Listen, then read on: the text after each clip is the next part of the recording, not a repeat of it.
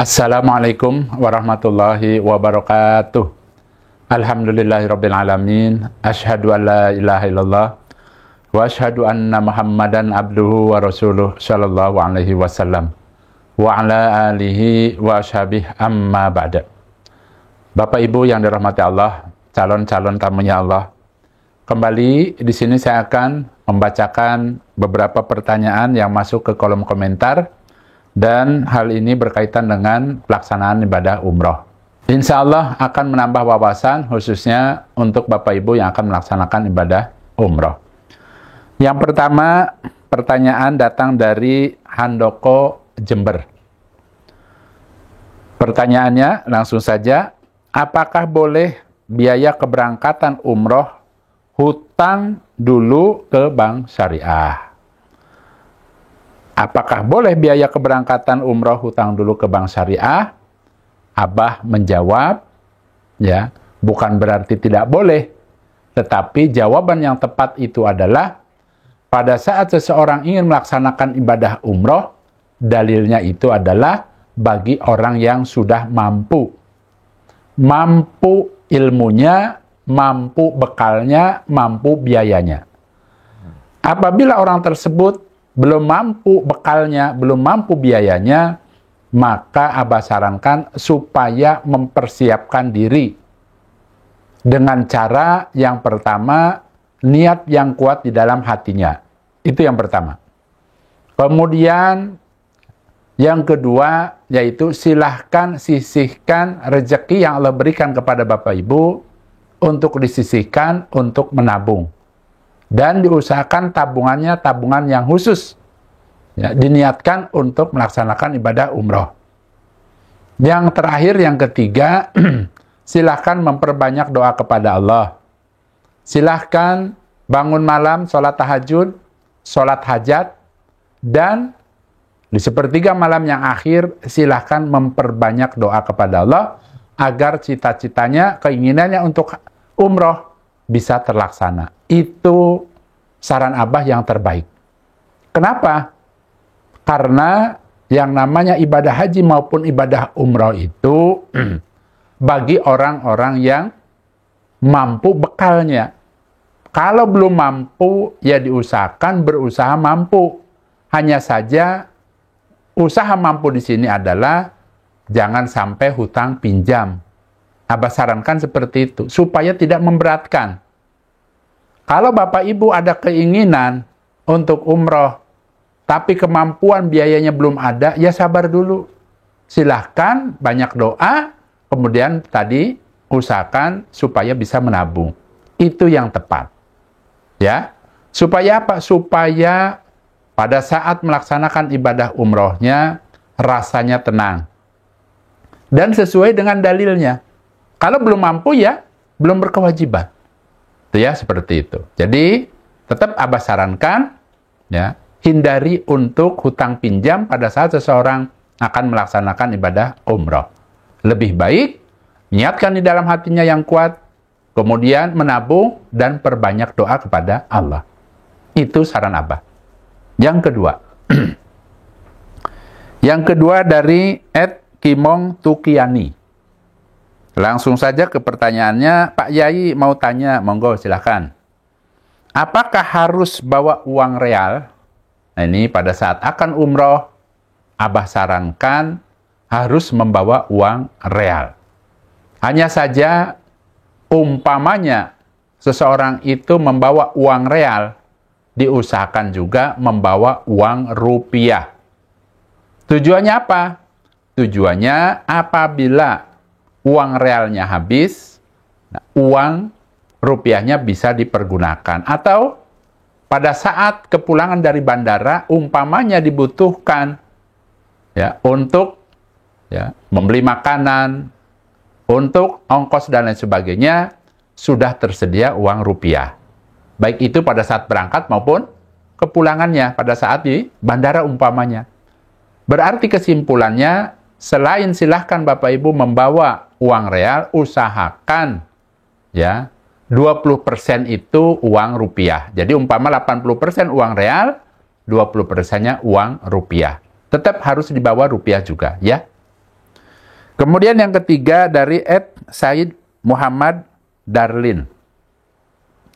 Pertanyaannya, kalau sedang pakaian ihram, simpan uang dan HP-nya di mana?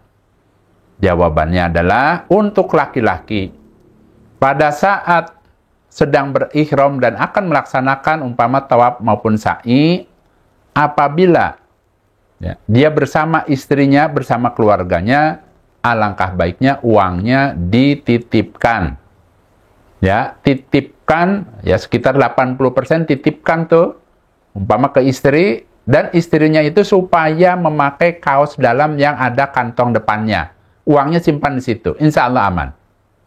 Adapun sisanya yang 20% boleh dibawa, masukkan ke kantong atau ke tas, ya, tas lempang.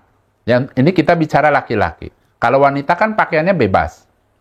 Tapi kalau laki-laki kan hanya 2 helai kain ihramnya, yang atas dan bawah. Tetapi diperbolehkan membawa tas selempang. Silahkan masukkan uang yang sekitar 20% itu, masukkan ke tasnya, dan untuk HP juga masukkan ke tasnya. Hanya saja tas dan uang yang sedikit itu diusahakan tasnya itu berada di depan, bukan di samping, bukan di belakang. Ingat ya, pada saat tawaf maupun sa'i, usahakan selalu di depan. Isi tas itu, ya, pertama bisa dimasukkan sendal. Ya, sendal masukkan ke kantong, kresek, kemudian masukkan. Kemudian handphone, kemudian uang. Tuh ya. Itu seperti itu. Nah, adapun umpamanya ada kalung tanda pengenal. Umpama ribet nih, sulit, boleh dimasukkan ke situ. Yang penting tetap dibawa. Tuh ya. Namanya name tag. Boleh dimasukkan ke khawatir ke tarik-tarik putus pada saat tawafnya, silahkan boleh dimasukkan ke tas. Tuh ya, tas apa? Tas lempang. Kemudian selanjutnya yang keempat dari Yana Suryana. Pak Ustadz mau tanya, boleh tidak kalau pakai celana dalam tapi yang tidak berjahit? Sekarang kan ada yang jual celana khusus untuk umroh. Jawabannya, untuk laki-laki wajib memakai kain ihram hanya 2 lembar. Adapun pakaian tambahan berupa celana dalam, walaupun dia tidak berjahit, jawabannya dilarang, jawabannya tidak boleh. Kenapa? Karena memang tuntunannya untuk laki-laki pakaiannya hanya 2 helai kain, yaitu kain ihram, yang bawah dan yang atas. Tidak boleh ditambah lagi pakaian dalamnya, walaupun itu tidak jahit. Yang dimaksud pakaian ihram laki-laki yang tidak berjahit itu adalah pakaiannya lembaran, tidak boleh disatukan, tidak boleh dijahit, disatukan, ya, sebagaimana menyerupai bentuk tubuh. Contoh, misalnya pakaian lembaran disatukan, dijahit, akhirnya menyerupai tangan supaya tangannya bisa masuk. Nah, itu yang dimaksud. Ya, bukan berarti karena tidak berjahit akhirnya boleh pakai celana dalam, bukan. Ya, jadi ingat, pakaian ihram laki-laki hanya 2 lembar, ya, 2 lembar pakaian yang tidak disatukan. Maksudnya lembaran saja, seperti itu. Bagaimana Abah umpamanya bolong? Pakaiannya tiba-tiba nyangkut, boleh tidak dijahit, disatukan? Boleh. Yang penting tidak menyerupai untuk dimasukkan ke bentuk tubuh. Hanya ditempelkan, disatukan umpamanya. Tapi tetap lembaran. Ya, berupa lembaran maksudnya. Tidak menyerupai bentuk tubuh. Itu ya, dipahami ya, seperti itu. Kemudian lanjut yang kelima. Dari Selfie Astuti. Abah bolehkah berdoa tapi lihat handphone? Jawabannya boleh. Ya, silahkan doa-doanya barangkali dimasukkan ke handphone supaya nanti pada saat umpamanya, ya, setelah sholat di belakang makom Ibrahim, boleh dibaca doa-doanya atau titipan doanya. Itu boleh seperti itu. Yang kedelapan, dari Marlina Rahman. Abah, kalau kita berangkat dari Jakarta langsung ke Mekah, itu kan mikotnya di atas pesawat. Nah, kita pakai gamis A. Nah, sampai hotel, kemudian diganti pakai gamis B. Apakah itu boleh? Jawabannya boleh. Umpama seorang wanita berihram di pesawat, menggunakan atau memakai pakaian ihramnya itu warna putih, umpamanya. Kemudian sesampainya di hotel di Mekah, karena ini langsung ke Mekah, boleh tidak diganti dengan warna krem, umpamanya. Karena mungkin ya sudah tidak nyaman, atau barangkali ya karena lecek dan lain sebagainya, boleh silahkan diganti. Begitu juga yang laki-laki. Umpama yang laki-laki pakaian ihramnya ternyata ya mungkin kecipratan najisnya pada saat pipis di pesawat dan lain sebagainya, pada saat masuk hotel boleh tidak diganti? Jawabannya boleh. Ya, diganti dengan kain ihram yang lainnya, tapi tetap kain ihram. Yang terkena najisnya supaya dipisahkan, kemudian gunakan atau pakai kain ihram yang suci. Itu untuk laki-laki. Seperti itu juga boleh, ya. Yang penting tetap 2 helai kain ihram. Mudah-mudahan Allah memberikan kemanfaatan dan kebarokahan. Bagi Bapak Ibu yang ada niatan ingin melaksanakan ibadah umroh, hanya saja mungkin berangkatnya hanya sendiri, ya. Bisa bapaknya dulu atau mungkin ibunya dulu. Silahkan titipkan ke sini ke Abah. Insya Allah Abah ramut, ya. Baik itu dari keilmuannya, bahkan insya Allah nanti di bulan Januari Abah sendiri nanti yang akan membimbingnya, ya, dibimbing dari mulai keberangkatan sampai pulang. Dibimbing apanya? Dibimbing praktek ibadahnya, dibimbing keilmuannya. Kalau yang masih subur, masih haid, diprioritaskan, diperhatikan, jangan sampai sudah mengeluarkan biaya mahal, bingung tidak tahu cara melaksanakan ibadah umrohnya karena dalam keadaan haid umpamanya. Atau barangkali yang sudah sepuh, bagaimana Abah? Silahkan, boleh titipkan ke Abah, insya Allah Abah ramut. Tuh ya. Dan umpamanya ada orang tua, ya, kemudian mendapatkan rezeki umpamanya, entah itu jual warisan umpama dan lain sebagainya, ya, ingin ibadah umroh, memperbanyak ibadah umroh di Mekah umpamanya, hanya saja kondisinya sudah sepuh, harus pakai kursi roda, itu saja silakan boleh, ya, konsultasi ke Abah, ya, bisa nanti bareng bersama Abah, karena kemarin pun ada dari mana itu, ya, sudah sepuh, ya, beliau ini alhamdulillah mendapatkan rezeki, kemudian ingin ikut umroh, alhamdulillah semuanya berjalan lancar. Jadi apabila Bapak Ibu ingin memperbanyak ibadah di Tanah Suci karena lipatannya sangat pol, silahkan konsultasi ke Abah, insya Allah semuanya bisa ada jalan keluarnya. Tuh ya. Jangankan yang sehat yang bisa jalan, yang tidak, maksudnya yang tidak bisa jalan aja kesulitan jalan, bisa balik lagi ke Indonesia, insya Allah ada jalannya. Ya. Yang penting tadi disiapkan saja biayanya. Tuh ya. Nah insya Allah Abah akan membimbing di bulan Januari, insya Allah tanggal 29 Januari, selama 12 hari. Dan paket ini sengaja Abah buat, paketnya cukup nyaman dan ramah lansia. Kenapa Abah katakan seperti itu? Karena pesawatnya itu langsung, tapi bukan langsung ke Jeddah, tapi langsung ke Madinah. Kalau langsung ke Jeddah, biasanya dari Jeddah ke Madinah naik bis lagi, 4-5 jam.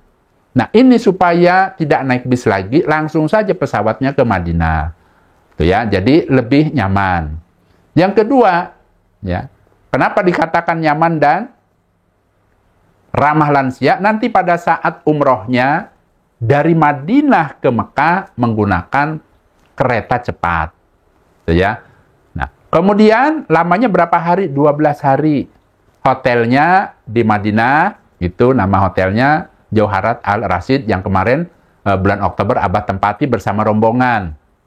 Dan insya Allah yang di Mekah itu di daerah Ajiyad, lebih dekat daripada bulan Oktober kemarin.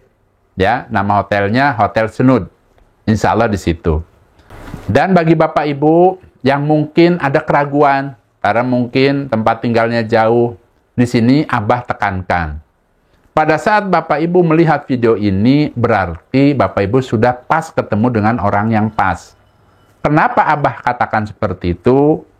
Karena yang pertama, ya, sudah banyak pembuktian Abah itu, ya, membawa rombongan dari Soekarno-Hatta, ya, menuju Mekah Madinah, baik yang sudah sepuh maupun yang muda-mudi lah ibaratnya, semuanya berjalan lancar.